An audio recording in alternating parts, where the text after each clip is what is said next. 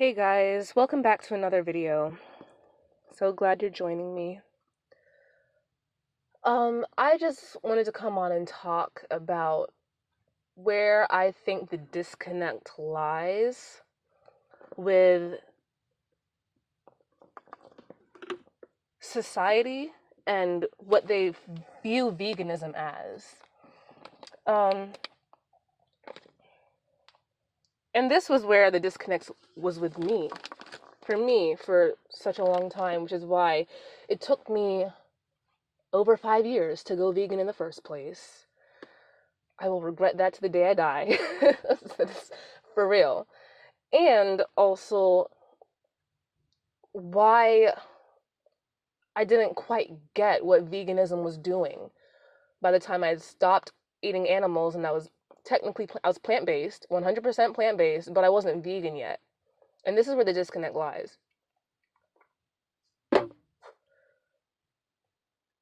We, as a society, because we all grow up with the same upbringing in terms of food at least, we all, from pretty much the day we come out the womb, we're all pushed to see animals as a necessary and obvious part of our diets. We are raised to see carnism as the default. And this is where that paradigm broke down for me. Is that I started to see and I started to recognize, hey, human beings are already subsisting off of plants. Plants are the foundation to our diet. And when I get into this diet talk, I'm not trying to make it a health thing necessarily. I'm just trying to point out the role of animal products in our diet. So it's not about the health, but we're naturally inclined to making the foundation of our diet. And this is most human cultures across the world. When you go to the poorest countries, there's this one book that highlights different families across the world and what their kitchen looks like for a week. I believe it's a week. You can see some of these pictures online. I plan to do a video about it later on because I think it's so super cool. And I think it's a great example for veganism. That most of these families, especially the ones that are spending a couple dollars a week for their whole groceries for their family, is nothing but plants. It's nothing but plants. Our diets are based off of plants. That's what we need to realize first. And then we add in the chicken wing on the side. We add in the steak when we could have just been eating a plate of seasoned rice. You'll hear this a lot in just the way we talk about the way we set up our plates too. We kind of act like the meat is the main course of the dish, and then the rice is the side, or the potatoes are the side. When they say meat and potatoes, they're talking about meat as the main course and potatoes as the side dish. But we've got it backwards. That's not how it works. Because what happens when meat ends up being our main dish? And I guess right here, and I am about to take it into a health aspect. Well, we get atherosclerosis. It messes us up. It messes up our systems when our diets are primarily meat.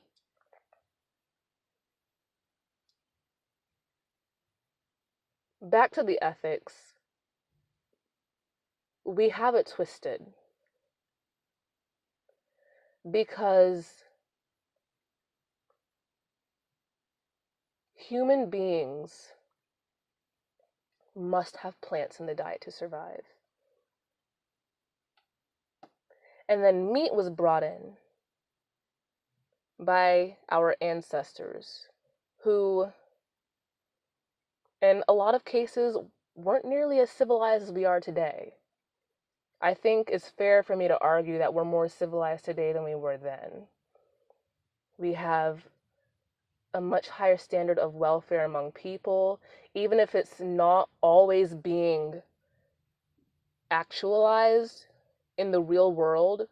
We have much higher ideals for the way we treat each other than we did, at least in the first world. We might have much higher ideals for the way we treat each other than we did way back when. And the poorest people living long ago, before meat subsidies, and before McDonald's and Burger King's bringing it to every corner in your city, people lived off of plants. And then, when they were lucky, they included animals. Now we live in a time where we can look back at them and we can see they lived off of plants and they didn't need animals in their diet. They only included animals for special occasion type things. But oh wait, we also live in a time where now more than ever, we're starting to see ourselves not just in other groups of people, but in other species. I'm sure if you're vegan and you're listening to me, you've probably heard of Earthling Ed. And what I really like about that term Earthling is we are all of us, we're all on this planet together. These animals are not separate from us. We built our society in a way that on the surface level it seems like we're separate. But look at our society. Our society is built on the backs of animals. Modern medicine, because of animals. We use these animals like natural resources. And yeah, modern medicine is a great thing. I'm grateful for modern medicine. But in a veganized world, we will understand that in order to enjoy the benefits of technological and medical progression, we don't have to spit on animals in the process, quote unquote. We don't have to treat animals like nothing but resources in the process, because at the end of the day, animals are individuals and we are using them. We are using them, and most of the times, 99% of the times when we're using animals, it is completely and utterly unnecessary. You could argue that we need animals in the fields of medicine and stuff like that. But if our morals were so strong, do you really think human beings who started off with nothing but sticks in their hands, and now we drive cars and we have cell phones and we can fly ourselves, we have taken ourselves to the moon. It is our species that had brains powerful enough to build a rocket ship and ship ourselves off the planet to the moon. And you think we can't come up with a veganic world that doesn't require unnecessary suffering? The reason why it's a limiting belief. Carnism is a limiting belief. The reason why we think this is because we see carnism as the default. It's just the way it has to be. No, it doesn't. And we'll realize that once we realize and we can learn to see animals as individuals who have feelings, who don't want to suffer just like we don't, who don't want to be put in these conditions, who don't want to be used just like we wouldn't want to be used by another being out there who's superior to us and has a bigger brain and is more intelligent. We wouldn't want to be used by them. What makes us think that animals are okay with it? They're not here for us. They're here with us. How lonely will our world feel without animals and just humans? Because humans, we're in a very unique spot. There's so many of us, but it can feel so isolating sometimes looking up at the night sky. And you're just one intelligent bipedal creature among 8 billion. And your species is the only species that can talk and create civilization. That can feel really isolating, especially when you disregard animals and act like they are not our brothers and sisters on this planet.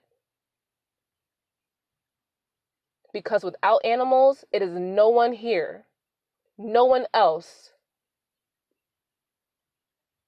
to go through the experience of existence with human beings except for animals. To consciously go through it. Because plants, yeah, they exist, but they're not conscious of it. Animals are conscious of it. They're the only ones who can go through the experience of consciousness, of conscious existence, alongside humans. And we spit on that. We take it for granted. We chop up their bodies and put them on grocery store shelves. And we are alone on this planet, as far as we know. Thus, as far as human information goes, as far as we know, we're the only intelligent beings in this universe.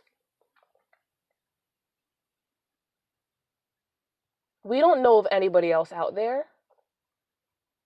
Is human beings an animal species? Sorry, that's fireworks. It's January 2nd.